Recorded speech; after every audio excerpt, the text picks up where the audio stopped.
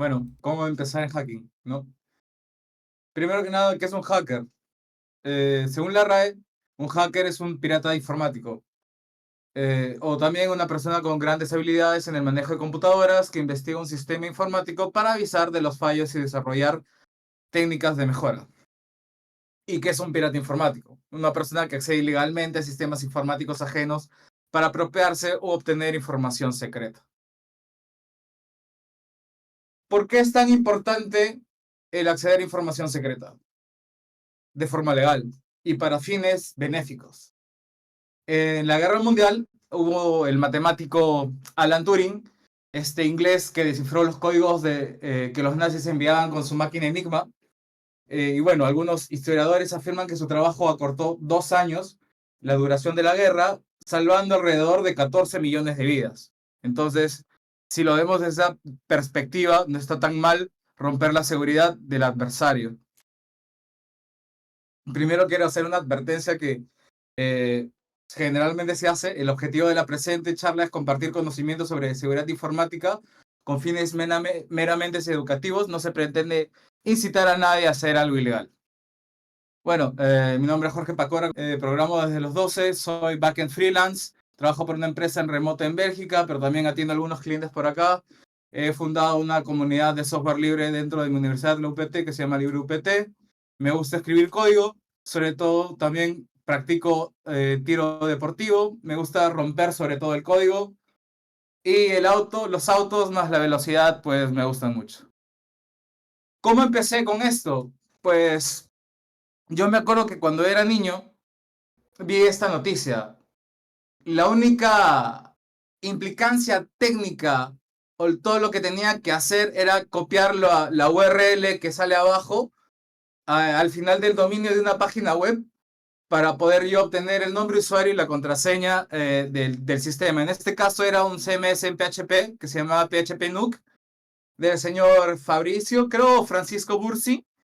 Y eso realmente a mí me cambió la vida porque me abrió los ojos de una forma en que estaba aprendiendo yo a utilizar la computadora y sin conocimientos técnicos profundos o avanzados, podría vulnerar el sistema de un sistema web. Entonces, ¿por qué es importante la seguridad ofensiva? Primero que nada, nos va a dar una evaluación realista al simular ataques reales, ¿no? Lo cual nos va a proporcionar una evaluación a otra vez realista frente a amenazas reales. La identificación de puntos ciegos, los red teams, ¿no? Podemos identificar áreas donde la seguridad de la organización puede tener puntos ciegos. Al simular ataques se va a evaluar la capacidad para detectar y responder y recuperarse ante amenazas y bueno, vamos a fortalecer los procesos y recursos de seguridad. Vamos a poner también a prueba los controles de seguridad como firewalls, IDS y políticas de seguridad y también puede ayudar a las organizaciones a mantenerse al tanto de las últimas tácticas y técnicas de ataque y ajustar sus estrategias, ¿no? Como hemos visto, vamos a validar los controles de seguridad, vamos a hacer una adaptación constante de estos controles, vamos a hacer una mejor preparación ante incidentes, identificación de puntos ciegos, evaluación realista. ¿Y por qué todo esto está en rojo? Porque en las prácticas de guerra, en los juegos militares, el equipo azul es quien defiende y el equipo rojo es quien ofende o ataca.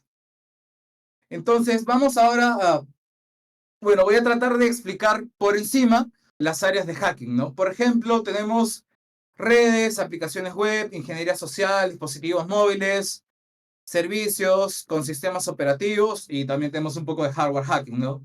En redes, por ejemplo, vamos a tener escaneos de puertos, sniffing de red, man in the middle, explotación de protocolos. En aplicaciones web tenemos, por ejemplo, la inyección SQL, cross-site scripting, cross-site request forgery.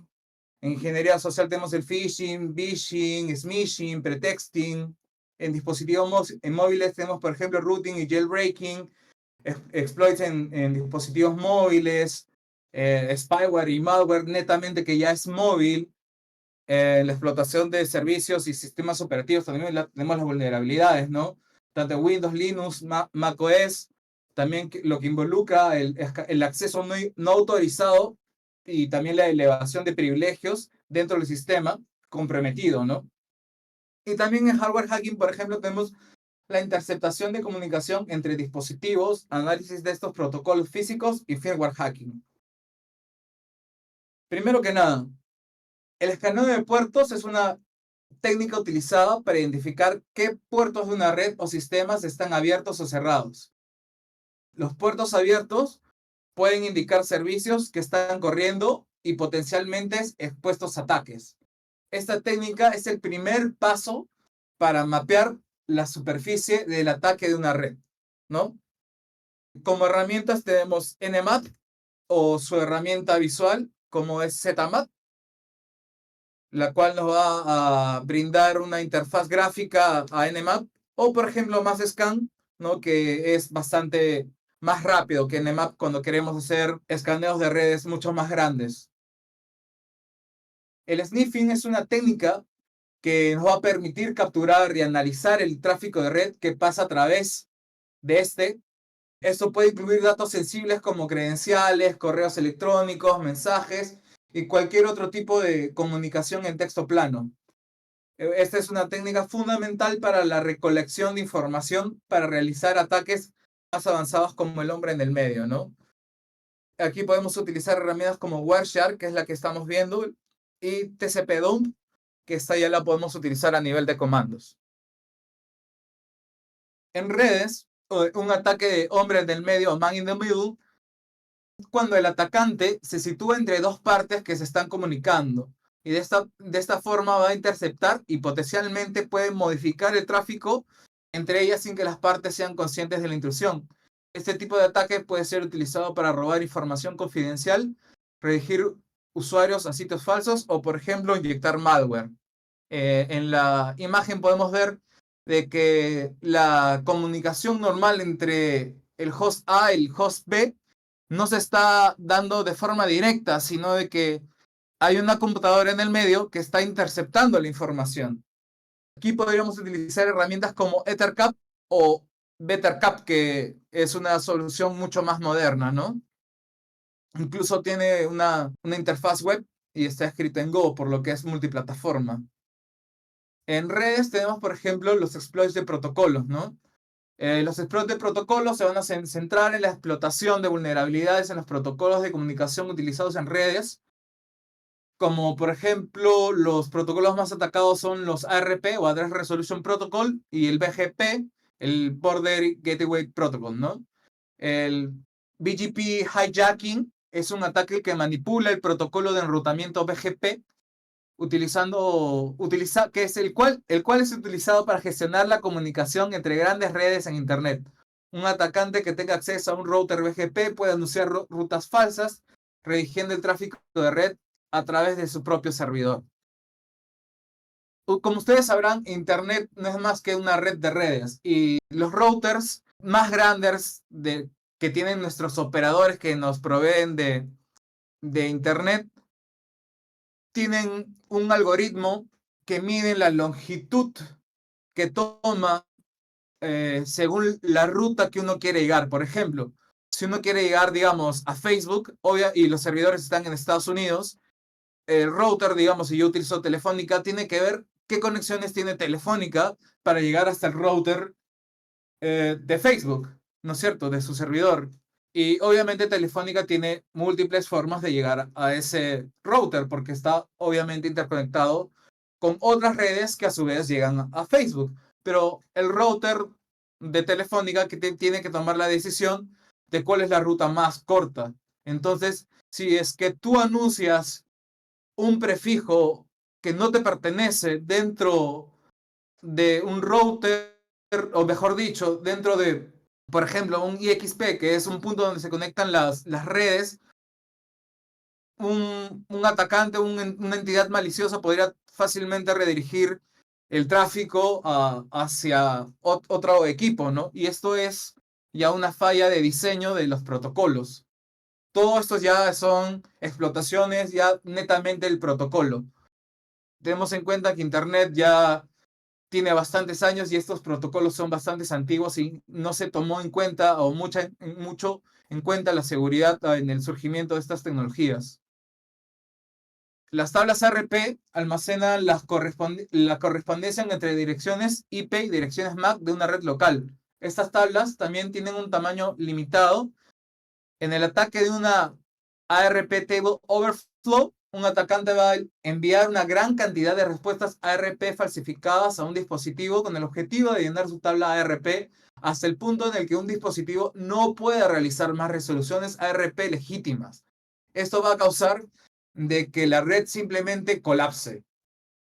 También, por ejemplo, en DHCP Starvation o DHCP Starvation, un atacante va a enviar también una gran cantidad de solicitudes DHCP con direcciones MAC falsas para agotar el pool de direcciones IP disponibles en el servidor DHCP, perdón.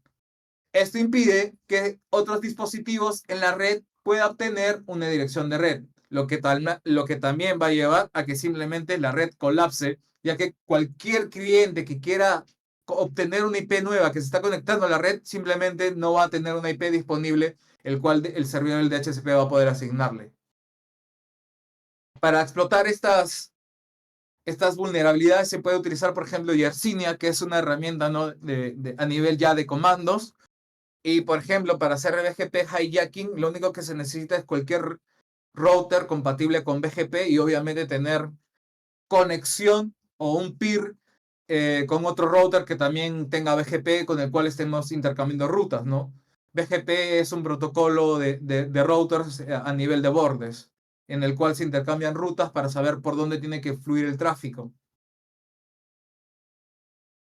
Bueno, en aplicaciones web, ¿no? Vamos a comenzar con SQL Injection, en la cual creo que está todavía en el top 1 de OWASP, a pesar de que ya está, creo que desde los 90 está en el top y siempre se dice de que es una de las mayores vulnerabilidades. Bueno, al parecer los programadores, soy programador, no tenemos mucho en cuenta esto.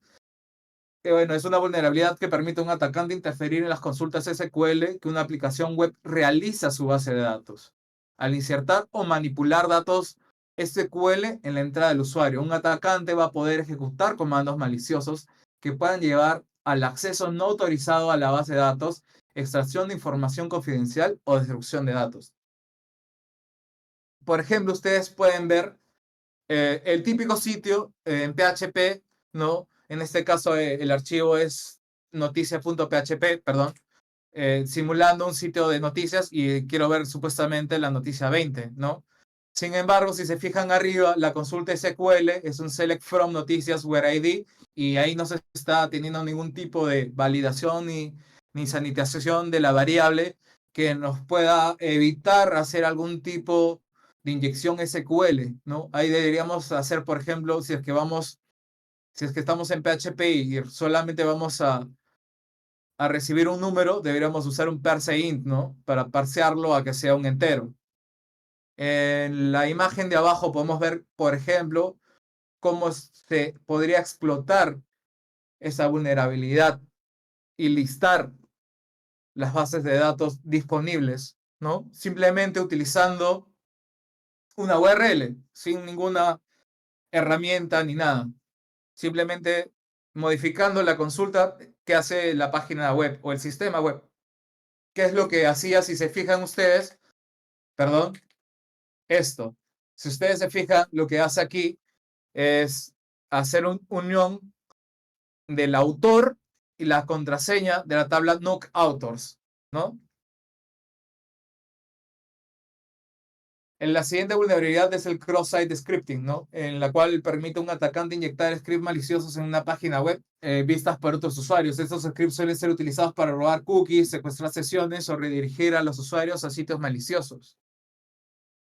Igual, en la pantalla estamos viendo un típico script en PHP en el cual obtiene por query params o por get el parámetro search y le devuelve al usuario qué es lo que está buscando, ¿no? El típico de resultados búsquedas para y la palabra que está buscando. Pero si yo le meto JavaScript y mi variable otra vez no está bien validada, todo lo que yo le ponga ahí va a ser interpretado por el navegador como HTML. Igual, si es que digamos, tengo un sistema de comentarios yo mando un comentario y la variable no está bien sanitizada, eso también va a quedar almacenado y cada vez que se renderice, si es que no se le aplica alguna función, pues va a renderizarse como HTML y bueno, como HTML y utilizando la etiqueta de script podemos inyectar JavaScript, ¿no es cierto? Entonces se van a ejecutar todos los códigos maliciosos que el atacante ha diseñado para nuestro sitio. En ingeniería social, no, porque no todo es técnico o tiene que ver con la computadora, tenemos el phishing. El phishing es un ataque en el que el atacante se hace pasar por una entidad confiable para engañar a las víctimas y que éstas revelen información personal o confidencial como contraseñas, números de tarjetas o créditos y detalles de cuentas bancarias. Se lleva a cabo generalmente a través de correos electrónicos, mensajes de textos o sitios web falsos. Así también tenemos las variables como por ejemplo lo que es el phishing, que es a través de voz, o smishing a través de SMS. Por ejemplo, ahora último, no sé si a ustedes les ha llegado, hay una campaña de supuestamente ser post de que no, de que a ustedes les ha llegado un paquete y que este paquete no se puede entregar porque no tiene los datos y les mandan un link para que actualicen sus datos. Bueno, eso es smishing, ¿no? Es una persona que les está tratando de obtener su información a través de a una falacia, ¿no? Les los está tratando de engañar para que ustedes revelen información personal confidencial como su DNI, sus contraseñas, etcétera. En ingeniería social también tenemos lo que es el pretexting, ¿no? En el cual el atacante va a inventar un escenario o pretexto para engañar a la víctima, por lo que va a desarrollar actividades de recopilación de información. También se va a desarrollar un escenario detallado que justifique la solicitud de información o la acción que desea inducir. Y por último, va a reforzar el pretexto para construir confianza durante la interacción, como el uso de detalles específicos que el atacante ha aprendido durante la fase de recopilación de información, nombres de colegas, datos sobre proyectos actuales o procesos internos de la empresa. Bueno, como ya dije, el pretexting sirve para engañar a una víctima y obtener información confidencial, ¿no? Donde se va a desplegar una construcción de una identidad falsa y una historia convincente. En este caso es más que nada crear un pretexto en el cual se justifique el brindado de información, ¿no? A diferencia con el phishing, se podría decir que, por ejemplo, el phishing no hay una justificación mm, válida, porque en phishing también yo te podría mandar un link falso de tu cuenta, ¿no? Pero, por ejemplo, ya en pretexting, uno te está hablando y te está generando un pretexto para que tú ya le des la información. Luego tenemos lo que es el hacking de dispositivos móviles, ¿no? En el cual se permiten a los usuarios obtener privilegios administrativos en sus dispositivos móviles, dándoles acceso completo al sistema operativo. En routing, por ejemplo, tenemos Android y jailbreaking tenemos iOS. Vemos, por ejemplo, que son procesos que permiten a los usuarios obtener privilegios administrativos en sus dispositivos móviles, dándoles acceso completos a sistemas operativos y a la capacidad de realizar cambios que normalmente se estarían restringidos. Por ejemplo, en Android, si necesitamos realizar algún tipo de configuración especial que no nos permite de por sí Android, podemos decirle, mejor dicho, podemos utilizar herramientas para elevar privilegios a root, ya que Android está basado en Linux, ¿no? Bueno, el jailbreak es lo mismo en iOS, que si necesitamos instalar o realizar alguna configuración o ejecutar algo que no está permitido por defecto, podemos evadir los controles, ¿no? También tenemos los exploits en aplicaciones móviles, que son vulnerabilidades en el código de una aplicación móvil, ¿no? Los tipos comunes de exploits, por ejemplo, son tipos de inyección de código, de falsificación de requerimientos entre sitios, ¿no? Por ejemplo, un cross-site request forgery, ¿no? En el cual un exploit va a hacer que la aplicación realice acciones no deseadas en nombre del usuario. Almacenamiento inseguro de datos, ¿no? Una aplicación puede leer aplicaciones de otras o falsificación de interfaces. Y también tenemos ya spyware y malware eh, tarjeteado específicamente para móvil, ¿no? Se instala en el dispositivo móvil de la víctima, a menudo a través de aplicaciones aparentemente inofensivas o muchas veces apócrifas. Una vez instalado el spyware, monitorea y registra la actividad del usuario, incluyendo mensajes, llamadas, ubicación, GPS y datos de navegación, y la información recopilada se envía al atacante para su uso indebido. Por ejemplo, para Android tenemos AndroRat, ¿no? Que es una herramienta open source en Python y Java, la cual nos permite generar un APK para infectar un celular en Android. También tenemos, por ejemplo, hay herramientas que son ya, que utilizan ciertos gobiernos, que son vendidas a los gobiernos, mejor dicho, para infectar móviles de personas de la oposición, periodistas, para precisamente obtener información. Y estos son virus específicamente diseñados para atacar teléfonos móviles, tanto Android como iOS. Y por último, bueno, como penúltimo también tenemos servicios y sistemas operativos. Por ejemplo, ejecución remota de código, ¿no? Como por ejemplo, va lo que permite a un atacante ejecutar código arbitrario en una máquina remota. Esto va a poder ser explotado a través de fallos de servicios como por ejemplo SMB, RDP, SSH, ¿no? Etcétera. Elevación de privilegios, ¿no? Que son errores en el sistema de control de acceso que permiten a los usuarios no privilegiados tener derechos de administrador o de sistema. Una vulnerabilidad, por ejemplo, en el componente de Windows Print Spooler, nos permite que sin ser administrador, cualquier usuario puede ejecutar código a nivel con privilegios de administrador. También tenemos vulnerabilidades en aplicaciones de terceros, ¿no? Que provienen como navegadores web, suites de oficina, software de seguridad, etc. También tenemos la seguridad en la configuración, ¿no? Del sistema.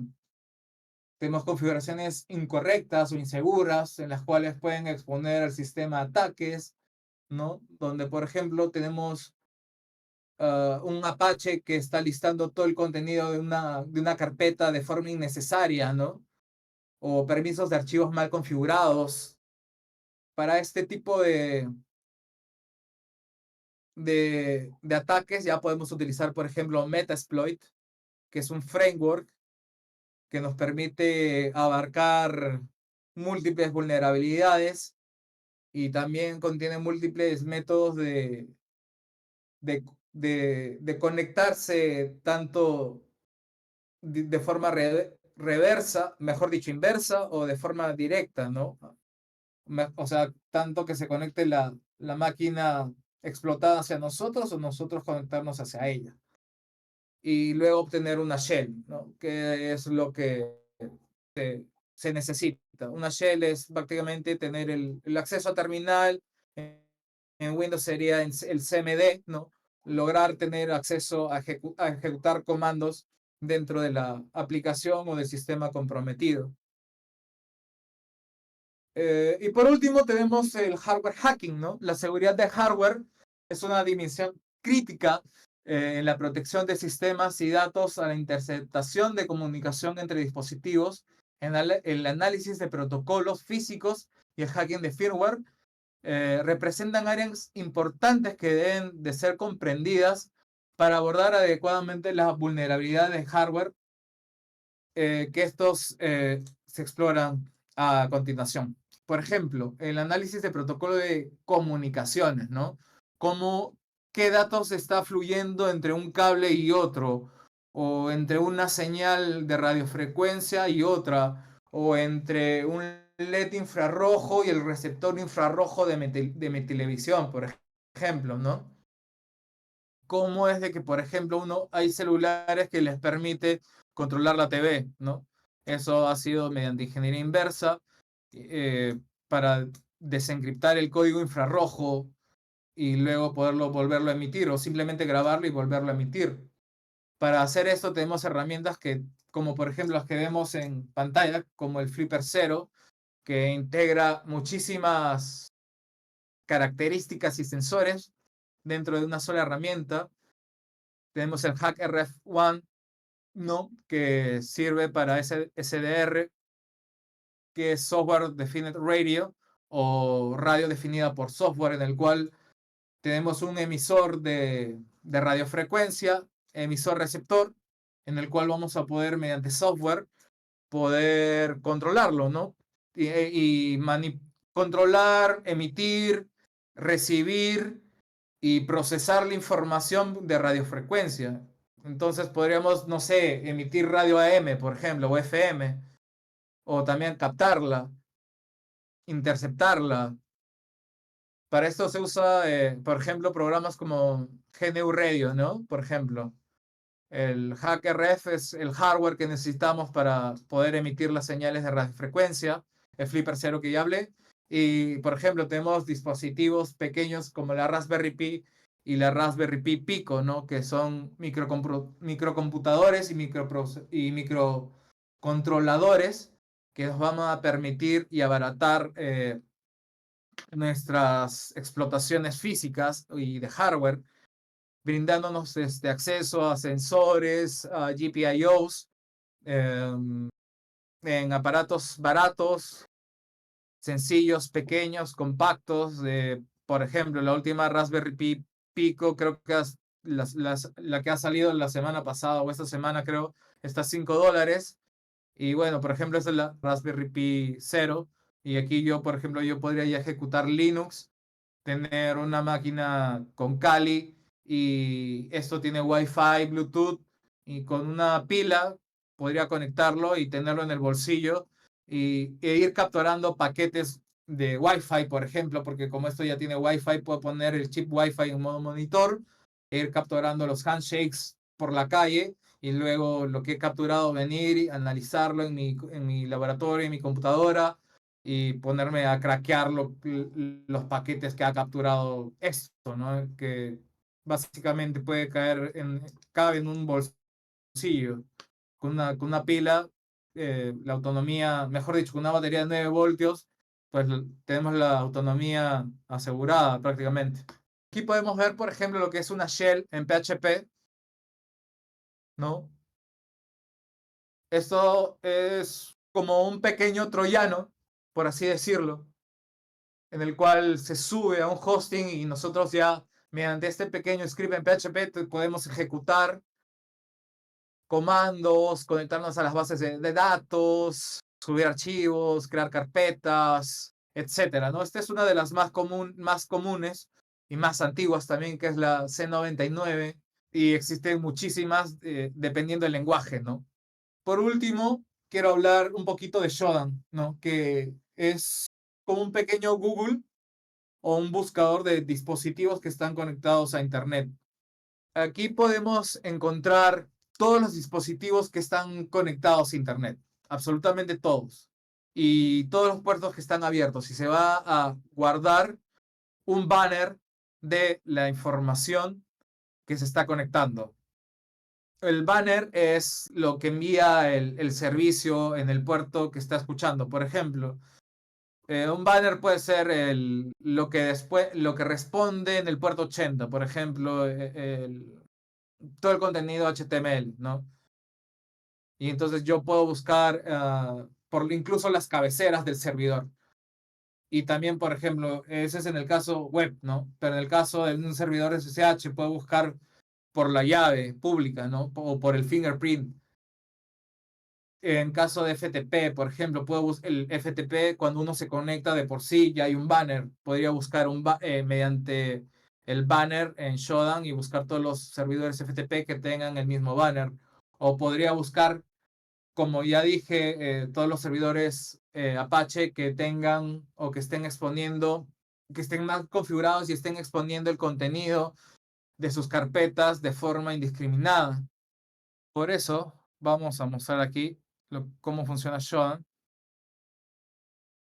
Y entonces yo podría buscar aquí con dripm, por ejemplo, ¿no? y ya tendría todos los resultados de lo que son dispositivos conectados a Internet, pero que son de Perú. Y podría filtrar por lo que son los productos, ¿no? Por ejemplo, si quiero filtrar todos los servidores Nginx que están en Perú, y yo podría conectarme aquí. Y aquí podría obtener cosas interesantes, como por ejemplo las que voy a mostrar ahora. Por ejemplo, la otra vez estuve buscando servidores FTP que no tengan habilitado lo que es el login, ¿no?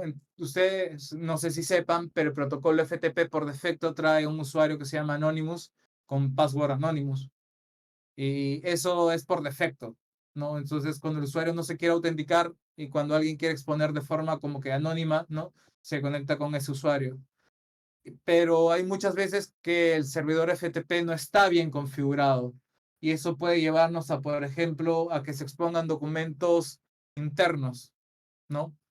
En este caso, estamos viendo que hay 264 servidores FTP en Perú en el momento de la búsqueda, que con el código 203 estamos filtrando todos los que nos han respondido a Shodan de forma satisfactoria, que no tiene habilitada la autenticación. Entonces, podemos entrar de forma anónima y listar los archivos.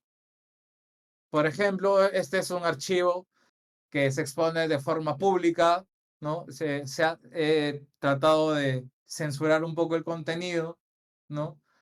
Y el cual es un plan de contingencias del área de tecnología de información y comunicaciones de una empresa que provee de energía eléctrica. O sea, ese es el nivel de seguridad que tenemos. O sea, no se puede exponer documentos tan vitales como un plan de contingencias en un servidor FTP con login anónimo, ¿no? Bueno, eso ha sido todo. Muchas gracias. Tengo un pequeño blog, el cual es redsec.pro, en el cual a veces escribo un poco sobre seguridad. Me dedico más que nada a reportar la gran mayoría de vulnerabilidades que encuentro de forma gratuita, porque creo que eh, podemos hacer grandes cosas nosotros los informáticos aportando al mundo, haciendo software libre, haciendo el mundo cada vez un poco más seguro. No solamente los médicos pueden hacer labor social, yo creo que nosotros los informáticos podemos ayudar a construir un mejor mundo, un mundo más seguro, sobre todo en lo que es seguridad y software libre, ¿no? Que es lo que a mí me mueve desde que comencé en esto. Muchas gracias. Bueno, yo creo que uno de los mayores problemas es quizás no poner límites en el momento de querer aprender o quizás explotar ciertas cosas. Hay ciertos niveles que no debemos de traspasar, básicamente, para no tener problemas ni perjudicarse a uno mismo. Ese es desde el punto de vista como atacante. Pero desde el punto de vista de como programador, yo te puedo decir que la mayoría de errores de seguridad, ya lo hablé, es por ejemplo SQL, malas configuraciones. Te puedo decir que, por ejemplo, he tenido acceso a un sistema de producción con claves de producción, las contraseñas del lápiz, simplemente porque en producción el servidor no habían protegido la carpeta .git. Cuando nosotros utilizamos un repositorio en Git, se crea una carpeta .git que contiene todos los cambios de nuestro repositorio. Esa carpeta .git por defecto está oculta. Pero si tú de frente clonas un repositorio a tu carpeta www de tu servidor, digamos, no sé, pues Apache, y no proteges esa carpeta .git, cualquier persona va a poder descargarse el código fuente de tu sistema, simplemente por no configurar algunas cosas.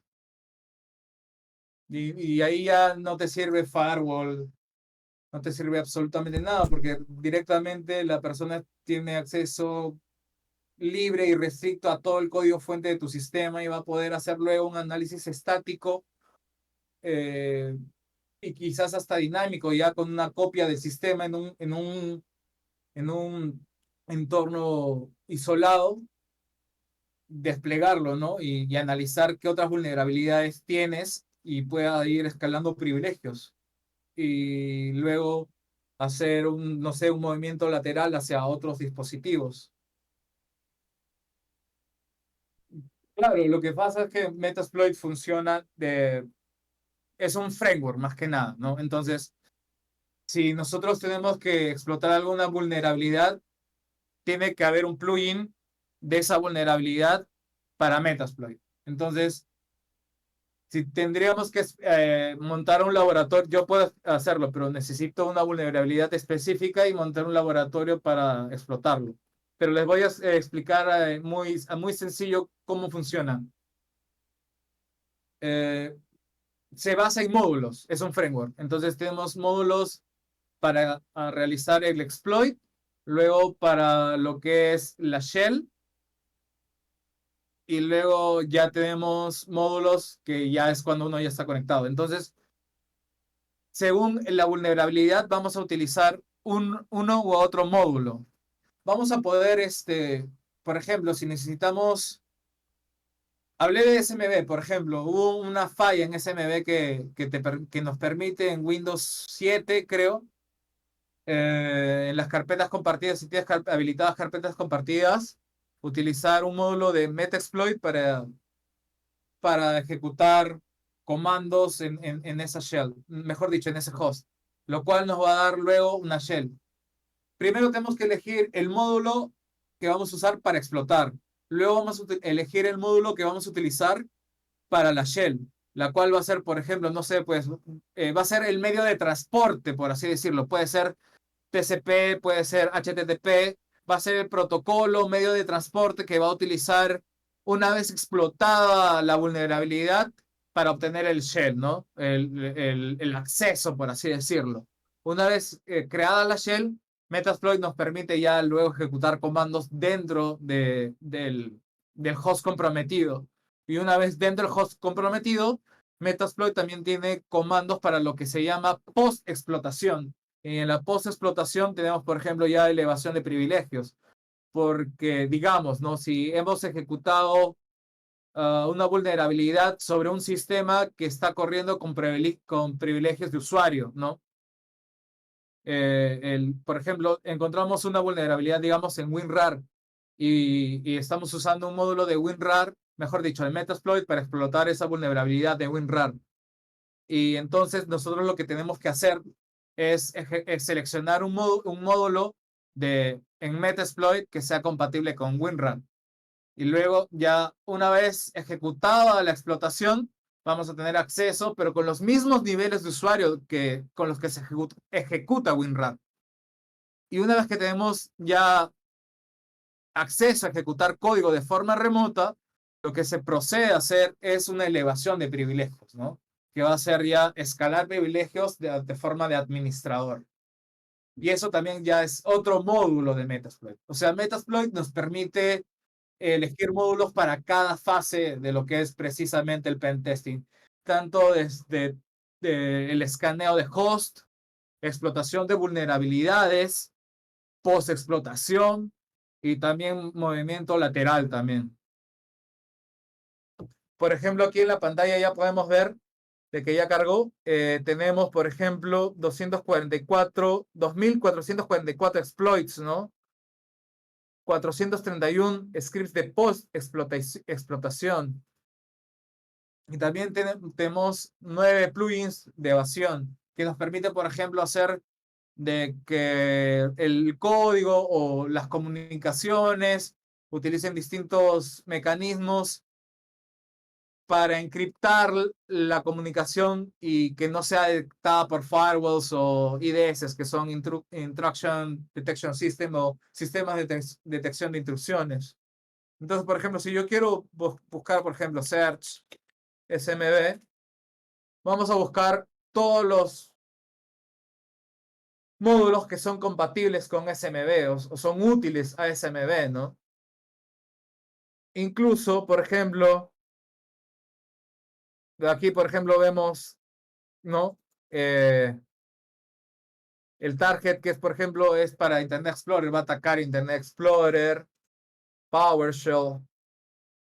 Y aquí también, por ejemplo, vamos a poner...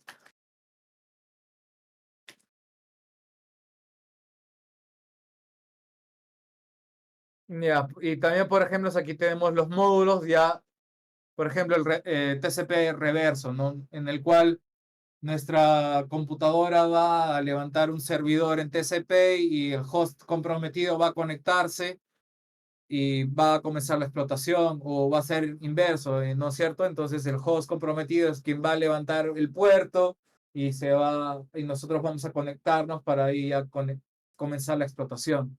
Eso va a variar mucho según el escenario en el cual nos estemos desarrollando. Bueno, sería chévere que hacer algunas cositas en Metasploit, pero como dije, para hacerlo tendríamos que tener un ambiente preparado, ¿no? Para ¿Mm? poderlo atacar de forma ya 100% legal. Yo les recomiendo que prueben Ah, Hack the Box. Hay muchas plataformas que les brindan ambientes o laboratorios de seguridad para que uno pueda hackearlos, ¿no?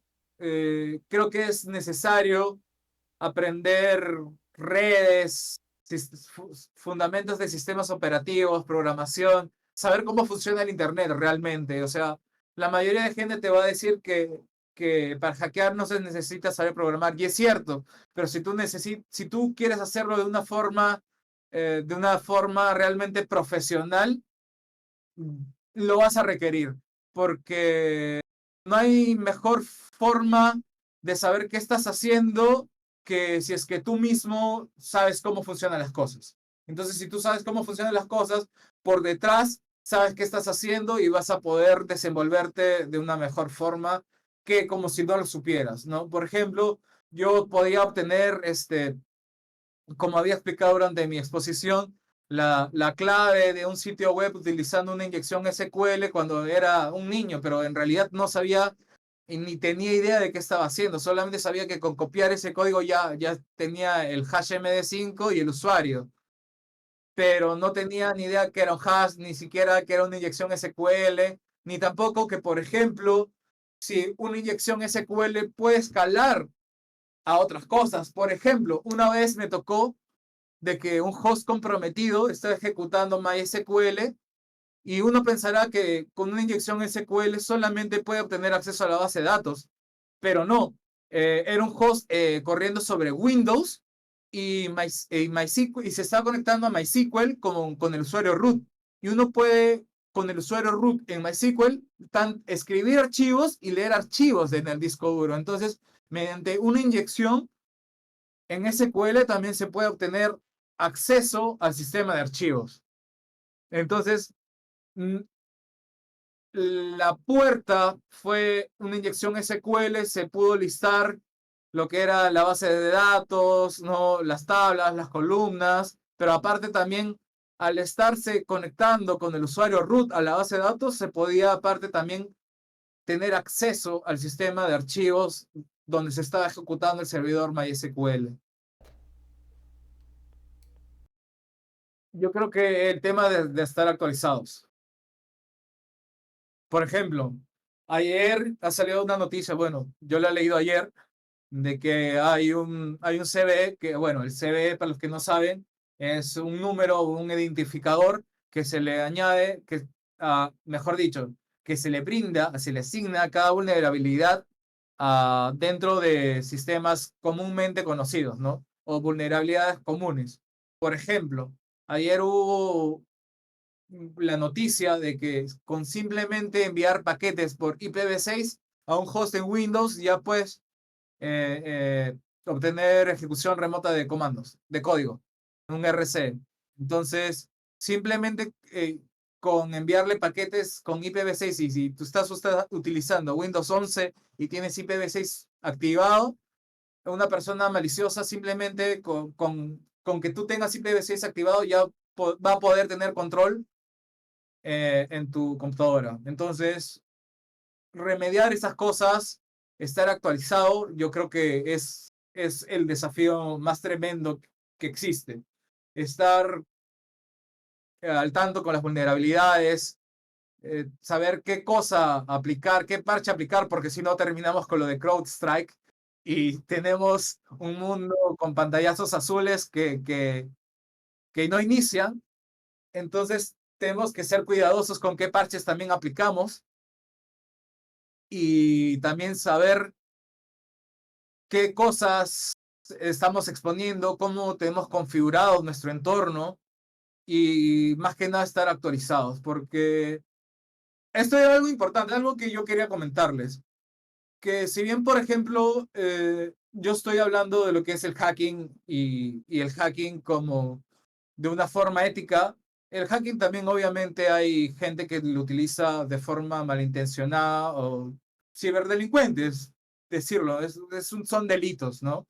Ya hay que decir las cosas por su nombre.